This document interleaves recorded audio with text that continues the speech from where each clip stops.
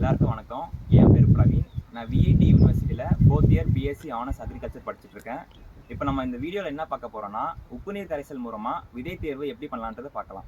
இப்போ நம்ம உப்பு நீர் கரைசல் மூலமாக ஏன் விதை தேர்வு பண்ணுறோம்னா, போன போக நம்ம அறுவடை பண்ணி வச்சுருந்த விதை நெல்லை அடுத்த போகத்துக்கு நம்ம பயன்படுத்தும் போது சில நேரத்தில் அது பூச்சி தாக்கியோ நோய் தாக்கியோ விதையோட முளைப்பு திறன் கம்மியாயிடும்.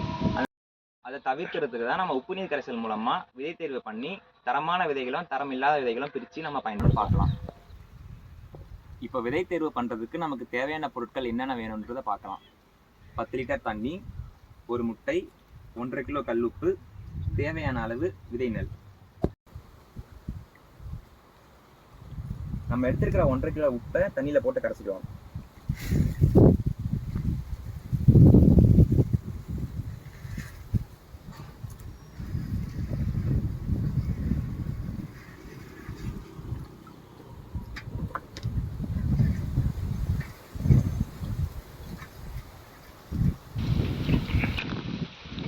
நம்ம கொட்டின உப்பு நல்லா கரைஞ்ச அப்புறம் முட்டை எடுத்துக்கலாம்.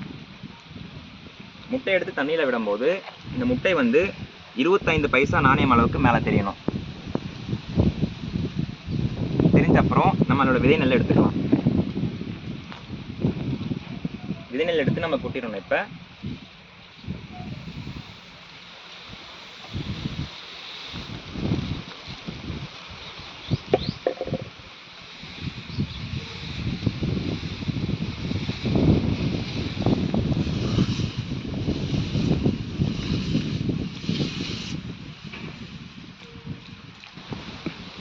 விதைகளை நல்லா கலந்த அப்புறம் ஒரு 10 நிமிஷம் நம்ம அப்படியே விட்டுடலாம்.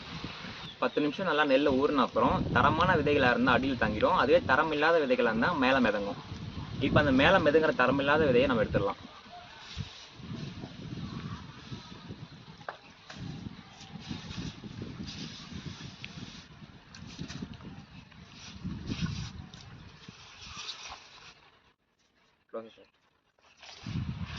பிரித்து எடுத்த அப்புறம் இந்த தரமில்லாத விதைகளை நம்ம கோழிகளுக்கு உணவாக கொடுக்குறோம். இப்போ இந்த கரைச்சி உப்பு தண்ணி வீணாக்காமல் நம்ம இந்த தண்ணியை தென்னை மரத்துக்கு ஊற்றிக்கலாம்.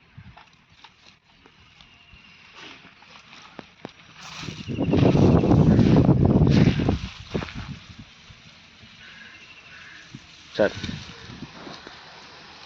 இந்த உப்பு தண்ணியெல்லாம் கீழே ஊற்றின அப்புறம் இந்த தரமான விதைகளை நம்ம விதைக்கிறதுக்கு பயன்படுத்தலாம்.